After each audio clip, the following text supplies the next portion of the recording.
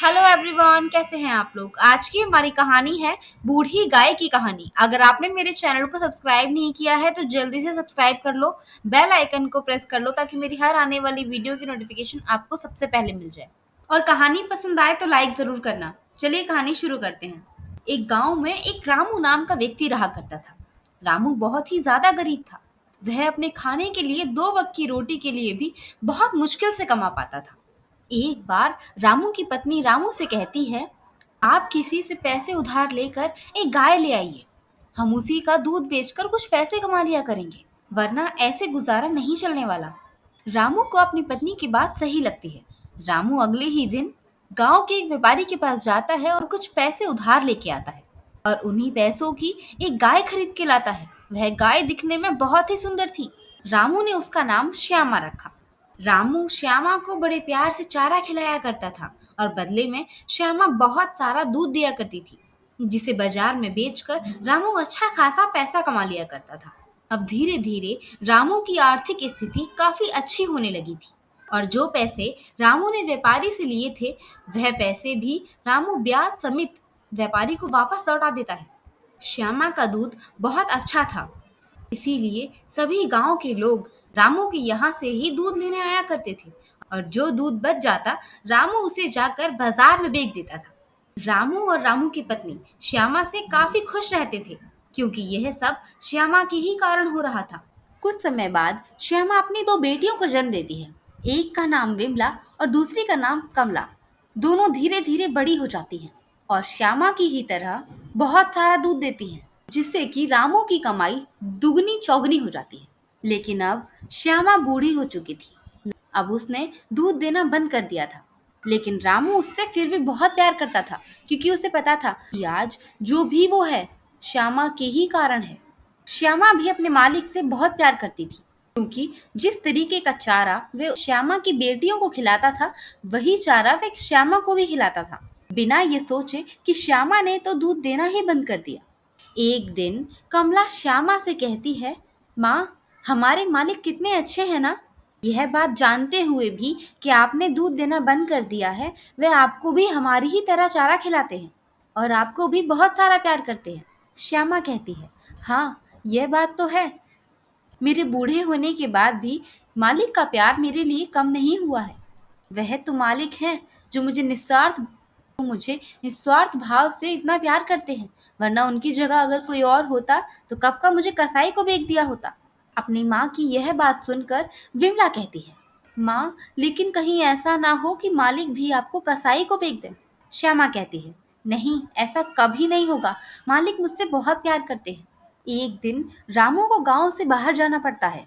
वह अपनी पत्नी से आकर कहता है, आज मैं किसी काम से गांव के बाहर जा रहा हूँ, मुझे शायद बहुत देरी हो जाएगी। तो एक काम करना, खेत में से घास लाकर तीनों गायों को खिला देना। इतना कहकर रामू वहां से चला जाता है। कुछ देर बाद रामू की पत्नी खेत जाकर घास खोदने लगती है। रास्ते में आते समय रामू की पत्नी की सारी घास रास्ते में ही गिर जाती है। रामू की पत्नी कहती है, हे भगवान, अब मुझे ये सारी घास दोबारा उठानी पड़ेगी। अगर इस समय हमारे पास श्यामा ना होती तो हमारा काम हल्का हो जाता। रामू की पत्नी की यह बात एक व्यापारी सुन लेता है। व्यापारी आकर उससे कहता है, मैं तो कहता हूँ तुम इस गाय को मुझे बेच दो। मैं इस गाय का पूरा तुम्हें 7,000 रुपए दूंगा। और वैसे भी अब ये तुम्हारे किसी काम की तो है नहीं, इसने तो दूध भी देना बंद कर दिया है। तुम लोग इसे रख कर करोगे ही क्या, बेकार में इसे चारा खिलाना पड़ता है। व्यापारी की यह बात रामू की पत्नी के दिमाग में बैठ जाती है। वह उस समय तो तीनों गायों को बराबर चारा खिला देती है, लेकिन शाम को रामू से कहती है, सुनिए जी, मैं तो कहती हूँ आप श्यामा को बेच ही दीजिए। श्यामा वैसे भी अब किसी काम की नहीं है, ये दूध भी नहीं दे सकती। बेकार में हमें इसे मुफ्त का चारा खिलाना पड़ता है। अपनी पत्नी की यह बात सुनकर रामू हैरान रह जाता है और कहता है, तुम पागल हो गई हो क्या, ये कैसी बातें कर रही हो। हमारे बुरे समय में श्यामा ने हमारा कितना साथ दिया। आज हम जो कुछ भी हैं श्यामा की ही बदौलत हैं। तुम चाहती हो अब मैं उसे बेच दूं, वो भी चंद पैसों के लिए। नहीं, ऐसा नहीं हो सकता। रामू की पत्नी कहती है, तो करोगे ही क्या इस गाय का, अब कुछ नहीं मिलने वाला इस गाय से अब हमें। रामू अपनी पत्नी को प्यार से समझाता है। कहता है, देखो, हमारे बुरे समय में श्यामा ने हमारा साथ दिया था। आज जब उसका बुरा समय है, हमें भी श्यामा का साथ देना चाहिए। तो क्या हुआ अगर आज वो दूध नहीं दे सकती? उसकी 2 बेटियां हैं, वो भी उसी की बदौलत है। लेकिन रामू की पत्नी को एक भी बात रामू की अच्छी नहीं लग रही थी। रामू की पत्नी कई दिन तक ऐसी ही बातें करने लगी। अब रामू अपनी पत्नी के आगे हार मान चुका था। अगले ही दिन रामू की पत्नी उसी व्यापारी को अपने घर बुला लेती है। उस व्यापारी को देख विमला अपनी माँ से कहती है, माँ, हमारे घर ये कौन आया है? कहीं मालिक ने आपको बेच तो नहीं दिया? श्यामा कहती है, तुम पागल हो गई हो क्या? ऐसा कभी नहीं हो सकता। मालिक हमसे बहुत प्यार करते हैं, वह हमें कभी अलग नहीं करेंगे। और यहाँ घर में व्यापारी रामू की पत्नी को पूरे 7,000 रुपए दे देता है। और यहाँ आखिरी बार रामू अपनी श्यामा से मिलने आया था। रामू श्यामा से कहता है, श्यामा, मुझे माफ कर दो। मेरी पत्नी के आगे आज मेरी बिल्कुल भी नहीं चल रही है। अंदर व्यापारी आया है, वह आज तुम्हें यहाँ से ले जाएगा। यह सब कहते हुए रामू फूट फूट कर श्यामा के आगे रोने लगता है। यह सारी बात सुनकर श्यामा की दोनों बेटियां रोने लगती हैं। कहती हैं, माँ, अब हम आपके बिना कैसे रहेंगे? आप ही कहती थी ना कि मालिक बहुत अच्छे हैं। देखा, इन्होंने आपको बेच दिया है। इंसान कभी किसी के सगे नहीं होते हैं। यह जिस चीज से फायदा होता है, यह उसी चीज को अपने पास रखते हैं। श्यामा कहती है, ऐसा नहीं कहो, जरूर मालिक की कोई मजबूरी रही होगी। थोड़ी ही देर में व्यापारी आकर श्यामा को अपने घर ले जाता है। माँ श्यामा की तरह कई गाय बंधी हुई थी। व्यापारी श्यामा को एक जगह बांधकर बहुत सारा चारा लाकर श्यामा के आगे रख देता है। लेकिन श्यामा सारी बात समझ रही थी कि आज तो उसे पेट भर के चारा खिलाया जाएगा, अगले दिन कसाई को बेच देगा, कसाई उसे मार देगा। श्यामा सोचती है, मुझे अभी नहीं मरना है। पता नहीं मेरी बच्चियों का मेरे बिना क्या हाल होगा। वह तो मुझसे एक पल भी दूर नहीं रह सकती। मुझे अभी अपनी बच्ची और अपने मालिक के पास जाना होगा। श्यामा आधी रात को बहुत मुश्किल से अपनी रस्सी तोड़कर वहां से भाग जाती है और फिर से अपने मालिक के पास आ जाती है। कमला और विमला अपनी माँ को देखकर बहुत ही ज्यादा खुश थे।